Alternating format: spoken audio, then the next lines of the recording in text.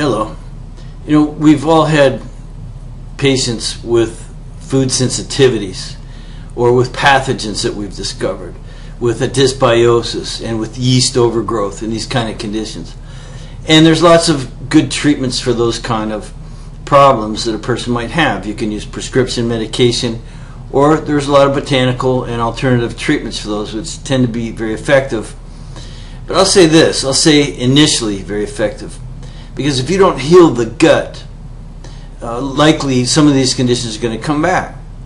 Now, if you want to take a really good look at that condition of the gut and its viability, we run the BioHealth 304 mucosal barrier function test.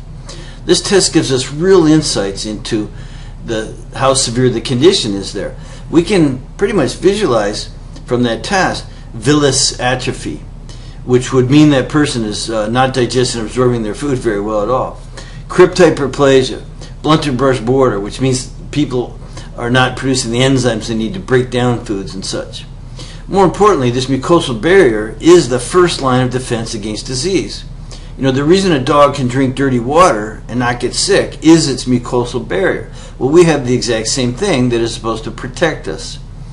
And very often it's highly compromised.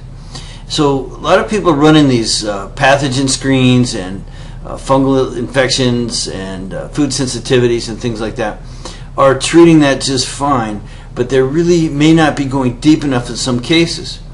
So this test, the BioHealth 304 mucosal barrier function test, will give you those insights you need into how much healing is really required. And then at some point, retesting will tell you if you've done your job. If all the antibodies are back at normal levels, then we expect that person to have a healthy mucosal barrier. Of course, they'd be symptom-free, and thanking you very much for that effort. So I hope that little tip gives you a bit of a hand. Thank you.